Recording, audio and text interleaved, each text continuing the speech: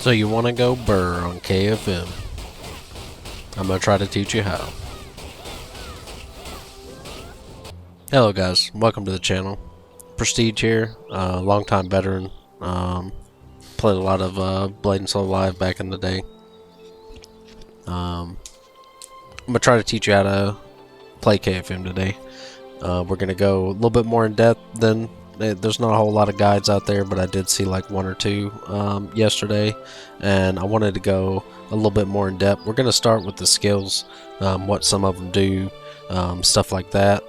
First off, after this brief transition, I'm going to show you where to get those skills, just in case you didn't know. When KFM can function completely off of green books, yes, the blue books will make them better, but you only need green books to play KFM right now. Wind, that is. Fire is that's gonna require some blue books, but I do believe that it'll be pretty easy to acquire and like play fire in 45 patch if you're willing to do that. But yeah, first off we're gonna go to Yahar's Mirage. Alright, so now that we're in Yahar's Mirage, you come over here. I'm gonna make my map a little bit bigger here. This little stone vendor looks like a rock with runes. Nameless Agent, this guy right here, he's got every skill you need and he sells them for Valor Stones. There's a few ways to get Valor Stones. I don't recommend buying them with money. If you got a lot of gold and you don't care though, or you're lazy, you can just buy these chests and get them out. The easiest way to get them is to do all the blue quests on the map, and you'll have more than enough. Like I bought plenty of skills. I'm sitting on 100 Valor Stones. One other way to get them, while not very efficient, is to, while you're farming, the wheels, bosses, etc. You get costumes from the wheel bosses, and those can break down into Valor Stones, as well as you can get some from running dungeons if you get those little chests and stuff. So you can do it that way. But yeah, now back to the training dummy. So alright, now that we're back at the training dummy, alright, KFM's bread and butter is Searing Palm. If you want to be good at Wind KFM and Fire KFM, actually, you gotta manage Searing Palm. You want to keep as much uptime on Searing Palm as possible. But that's your bread and butter. So what is Searing Palm? Searing Palm is a buff that is procced.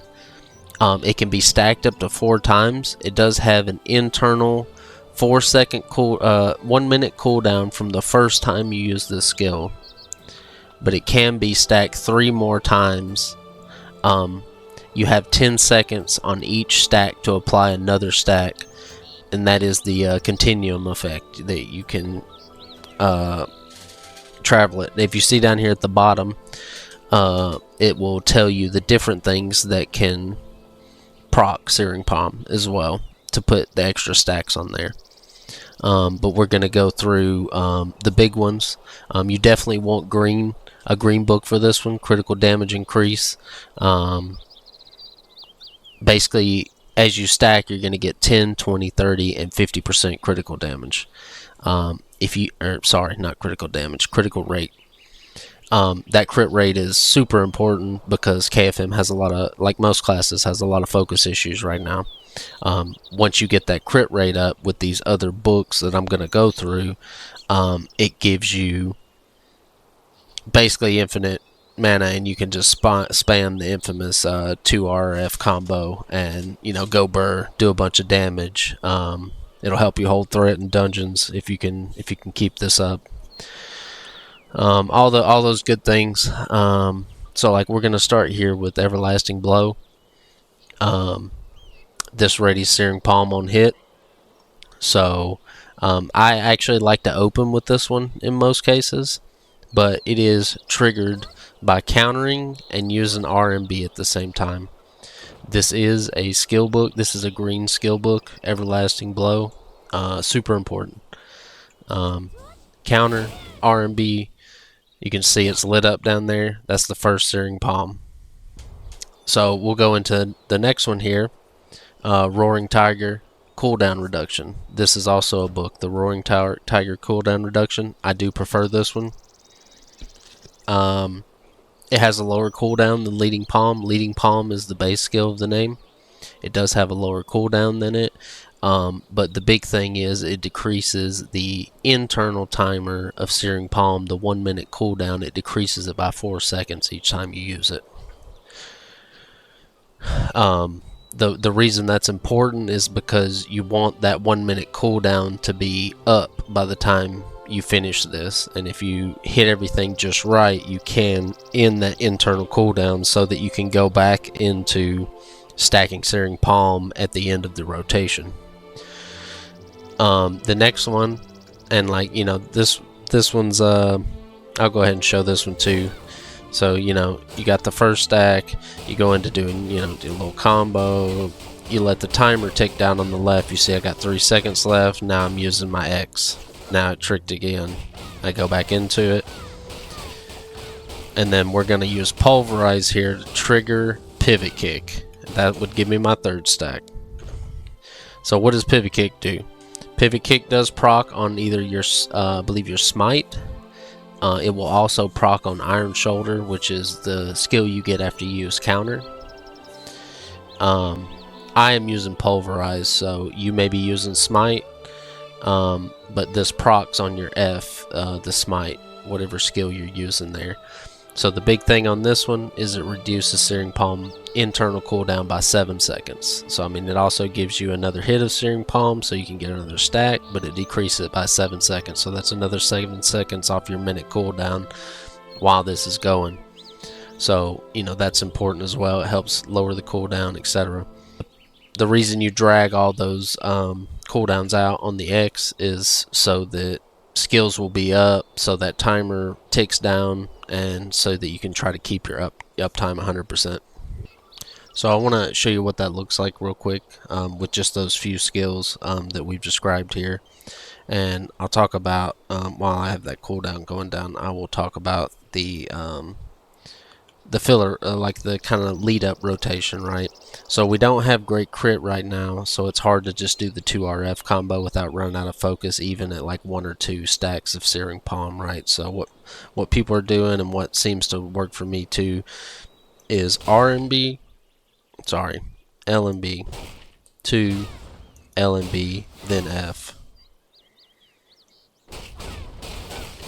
So LNB, 2 LNB, F.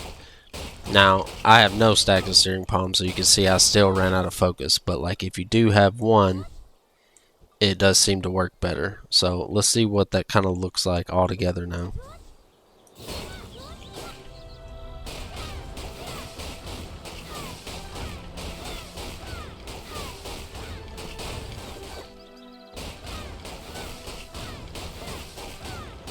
You can see my focus is holding up a lot better now. I used Pivot Kick, that's my third stack. Now I'm getting a lot more crits. Alright, and here we go into the 4th stack with the X again. Now we can 2 RF.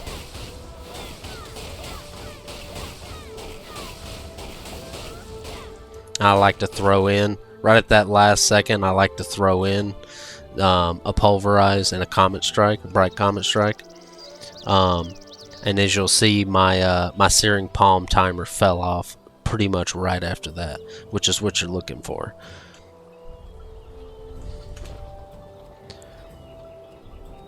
So what are some other ways that we can get, so for the Comet Strike, we're looking at Bright Comet Strike. I think that's the best right now.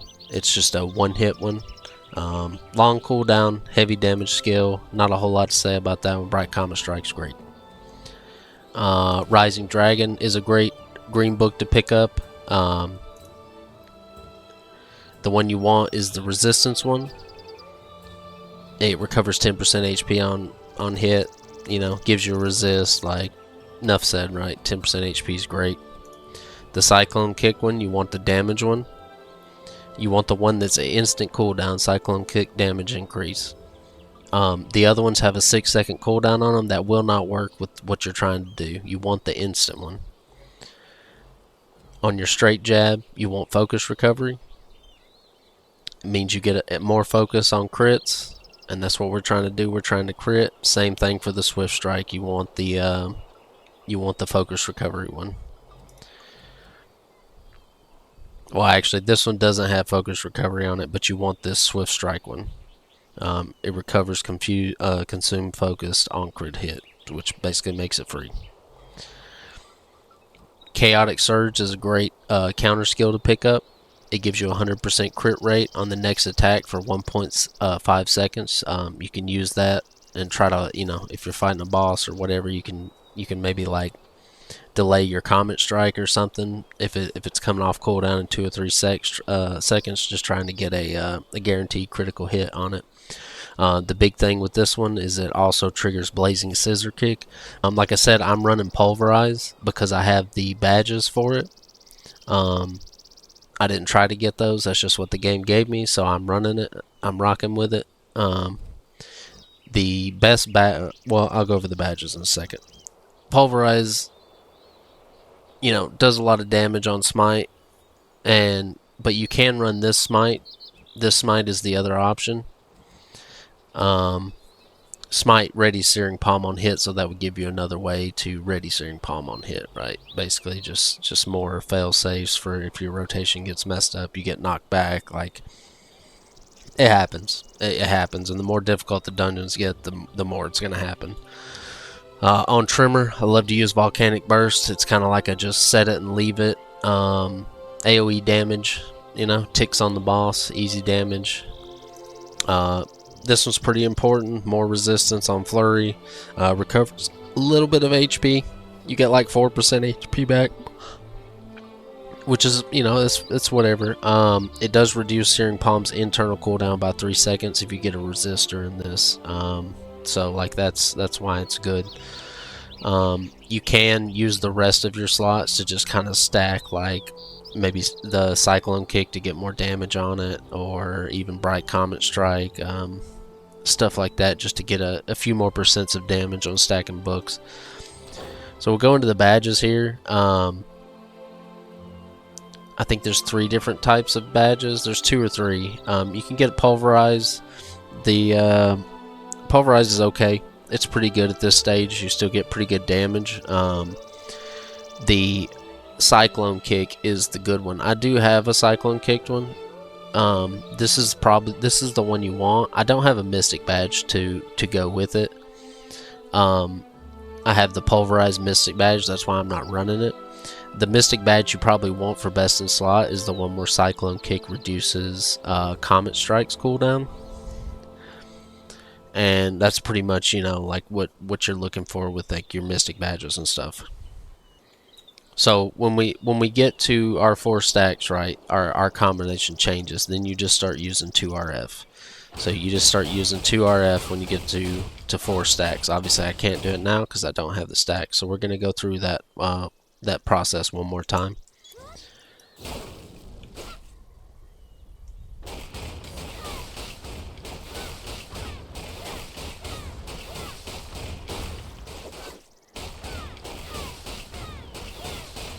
I'm letting my cooldowns tick down a little bit. We're just doing our combo.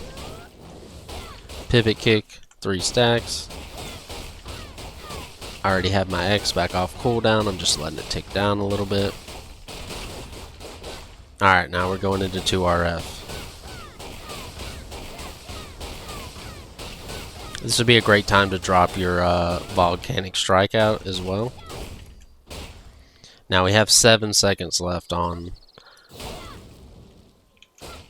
that, but as you can see, like after like maybe 2 seconds there, I was able to use the combo we started with, the Everlasting Blow, to shorten that cooldown and reproc it, right, so that I could continue stacking it. Basically, you just practice this is the rotation. It seems a little bit simpler on the training dummy than it is when you're fighting a boss. It's actually pretty difficult to keep this up. Because all it takes is like a knockdown, or if the boss jumps away at the wrong time, you can lose your stacks, or you can get stuck at like 3 stacks and stuff like that. So, but yeah, like I said, I do have a 36 Destroyer and an FM that just is like pretty much right at 36, so I will be doing guides for them. I'm going to try to get those out over tomorrow and the next day. And I do plan to start streaming on Twitch and YouTube starting probably tomorrow night. And, you know, just stream like dungeon run content and stuff. There's not a whole lot going on in the game right now, but I want people to be, you know, if they want to come in and ask questions or whatnot, you know, I want to be able to help some people out. I know there are some new players to the game or just some people that weren't following Neo so closely and didn't know about some of these system changes, stuff like that.